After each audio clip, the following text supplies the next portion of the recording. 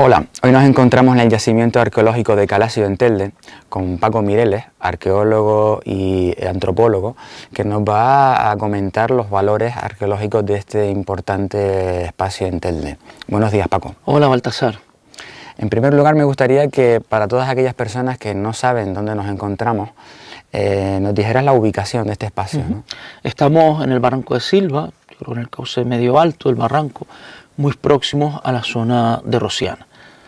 Hay que entender este barranco de Silva como toda una unidad desde el punto de vista arqueológico, porque está declarado bien de interés cultural en torno a los años 90 y en todo el expediente va recogiendo toda una serie de enclaves de cuevas de habitación, como la que estamos aquí, como también un almohadén muy interesante en Jerez, en la zona un poquito más baja, el cauce medio bajo de este barranco, y también hay constancia de enterramientos tumulares en la parte alta de aquí de Calacio, unos enterramientos muy sencillos.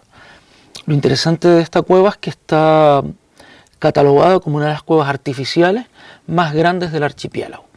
Entra en la investigación arqueológica en torno a los años 40, mitad de los años 40, con el comisario de excavaciones don Sebastián Jiménez Sánchez, que es el primero que se interesa por esta oquedad y recoge algunos materiales de la zona. Y fue el que interpretó acertadamente que era una cueva de origen prehispánico, una cueva aborigen, porque en la zona inferior vemos todo un espacio abierto, ¿vale? Y sobre todo esta oquedad que tenemos aquí a la mano izquierda, ¿vale? Que une, es como si fuera un pasillo que une esta cueva con otro espacio, que nos recuerda a esos pequeños túneles que hay en la Cueva de los Pilares en 4 puertas. Efectivamente. Si tuvieras que describir en síntesis este conjunto de cuevas que ocupa el cauce del barranco que se encuentra enfrente de nosotros, estamos ante un conjunto de cuevas donde quizás vivió una población. Efectivamente. Fueron núcleos dentro de la población que andaba, que habitaba por toda esta zona. Pero por las características de estas grandes dimensiones de esta cueva, podemos pensar que a lo mejor pudo haber tenido otro tipo de utilidad, no solamente como hábitat, sino como espacio de reunión, como espacio para establecer asambleas. Estoy hablando de hipótesis, ¿de acuerdo? Vale. Porque las cuevas de hábitat eran generalmente más pequeñas, solían ser mucho más pequeñas, y este tipo de grandes espacios. Y lo interesante es el potencial arqueológico que tiene. Al haber permanecido hasta los años 40 prácticamente irreconocible, se ha utilizado hasta prácticamente la actualidad como espacio para guardar ganado. Lo interesante del ganado es que sus deposiciones van aplastando, van fosilizando, van dejando en las capas inferiores todo lo que son los estratos arqueológicos. Si a eso le unimos que en la parte exterior de la cueva ha habido grandes desprendimientos de rocas, lo que ha hecho es que contener todos estos suelos, todos estos sedimentos de cara a la parte exterior. Y tiene un potencial, el día que se excava aquí, pues tiene un potencial arqueológico interesantísimo para ver qué resultados da, qué fechas, para qué se empleó, quién habitó, qué fragmentos, qué restos de la vida material tenemos de aquellas poblaciones, sin descartar la reutilización posterior, ¿vale? Porque con toda seguridad siguió utilizándose después de la conquista hasta eso, como redil de ganado hasta casi la actualidad. Estamos, por tanto, entonces en un yacimiento arqueológico que se encuadra dentro de todos los bienes arqueológicos que podemos encontrar en torno al cauce del barranco. Efectivamente. ¿Y quizás tiene alguna vinculación también con la montaña de 4 puertas o esto es un elemento aislado de todo este entorno? No, no hay que considerar estas poblaciones aisladas.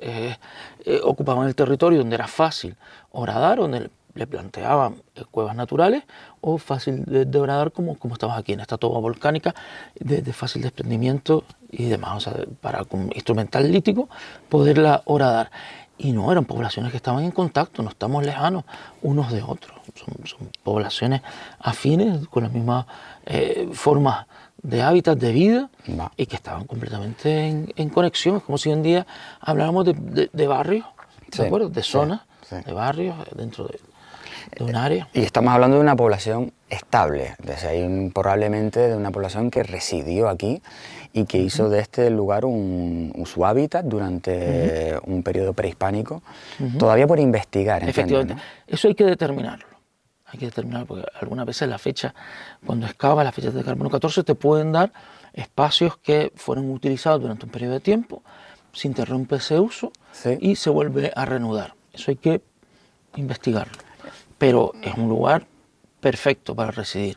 Estamos mirando, como vimos antes, hacia la zona sur, o sea que está protegida de los vientos alisios, ¿no?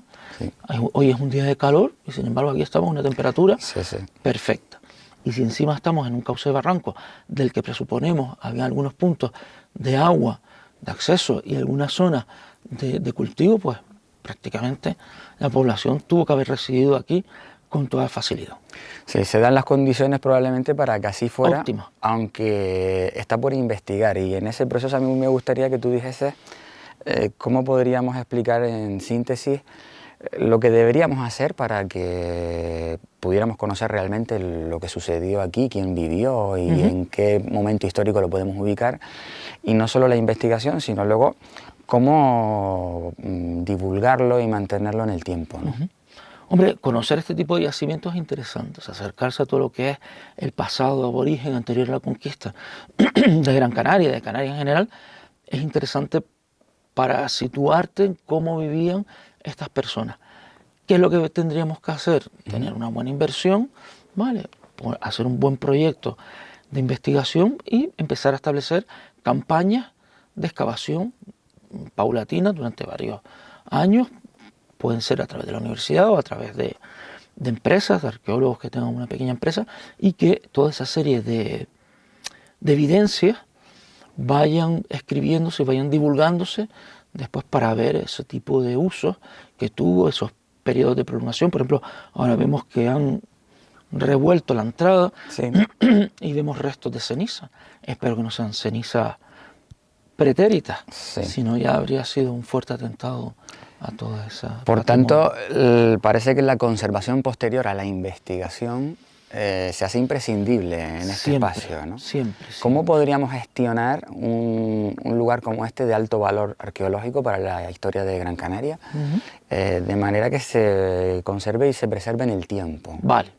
Si no tienes la seguridad y todos los medios, que una vez inicia la investigación, esto va a estar controlado y vigilado para que no alteren, para que no ocurran despropósitos, ¿vale? Mejor dejarlo así. Si el ganado aquí ha fosilizado y ha depositado toda una serie de excrementos que mantienen todo lo que serían los niveles, los supuestos niveles arqueológicos, mejor es así. Nosotros estamos pisando sobre excrementos animales, nosotros no estamos alterando el suelo potencialmente fértil desde el punto de vista arqueológico. Nosotros estamos de manera respetuosa, hemos caminado, hemos venido caminando, vamos viendo, vemos algunos pequeños atentados, unos pales, unas pintadas, algunos bidones, pero que son reversibles. Aquí el hecho es, si te pones a investigar, que vengan otras personas después, armados, intentando buscar presuntos tesoros y revuelvan todo lo que son esas capas, porque destruyen información. Desde luego. Sobre todo en esta época en la que está muy de moda lo presencial y lo inmediato a través de las redes sociales, a mí me gustaría que hicieras desde aquí, aprovechando el vídeo, un breve alegato en favor de todas estas personas que creen acercarse a cualquier hito natural o patrimonial, hacerse la foto, a colgarla en las redes sociales, para que sean conscientes del daño que provocan en ellos, ¿no? Y yo creo que tú, como arqueólogo, que eres una persona suficientemente formada y con criterio profesional, me gustaría que lo explicaras, porque igual por desconocimiento, ¿no? Estos sitios están para conocerlos, para disfrutarlos, esto es patrimonio, pero ¿cómo lo disfrutamos? No es lo mismo venir aquí, tomarte un poco de agua, comerte un bocadillo y llevarte tus basuras sin tocar el subsuelo para nada, y otra cosa es venir, hacerte la foto y creerte un explorador, ¿vale? Y estar hurgando. Si nosotros aquí nos lleváramos una basura que encontráramos, pues lo mantenemos perfecto, ¿no? O sea, difundirlo sí, hacernos la foto no pasa nada, colgarla en redes no pasa nada, disfrutar del camino que hemos tenido a lo largo de este paseo, además con una vegetación muy interesante, en un día con un sol espectacular, perfecto, o sea, pero vamos a conservarlo, no lo alteremos, no hagamos, no venir a hacernos ver aquí, o me como el bocadillo y dejo el papel y el plástico. O el graffiti. O el graffiti, efectivamente. Sí. O el graffiti. En ese sentido, la labor de los investigadores a lo largo del tiempo, veo que hoy además traes un libro muy interesante de Marín y Cubas, efectivamente, que viene a contextualizar un poco el valor de la arqueología y de los yacimientos, y a mí me gustaría que leyeras un fragmento a la cámara sobre este libro, que me gustaría que... Este es la crónica de Marín y Cubas de finales del 17, la conquista de las 7 islas de Canarias. Es una edición de Antonio López, donde ha hecho una revisión de estos textos. Antonio Marín y Cubas, perdón, don Tomás, gracias. Don Tomás Marín y Cubas es un cronista muy interesante, porque durante mucho tiempo no se le creía demasiado, porque apuntaba datos que otros cronistas no tenían, de aquellas fuentes de la conquista. Sin embargo, hoy en día se sabe a ciencia cierta que gracias a él se conservaron una serie de documentos que él leyó y transcribió. Y tuvo la certeza de entrevistarse con canarios viejos en el siglo XVII, a finales de 1600, ¿vale?, que recordaban o tenían esa fuente de información de sus ancestros, ¿no? Y él va añadiendo parte de esa información, intercalándola en la fuente. Y hay un pasaje que a mí me encanta, que es cuando se entrega a la princesa Arminda, ¿no? La entrega, ¿no? Y dice: mandóse aviso a don Fernando Buenarteme que avisara y trajeran a la señora a el Real de las Palmas. Avisado el día Pedro de Vera, y los caballeros conquistadores salieron a recibirla al camino de Telde a 20 o a 22 de julio para las fiestas de Santiago. Salió de Tirajana acompañada de todos los nobles y faisajes, sin venir con ellos ningún cristiano. Pasó por Agüimes y Telde con muchos regalos de los conquistadores. Venía sentada en unas andas como silla en hombros de 4 gaires que se remudaban a tiempo.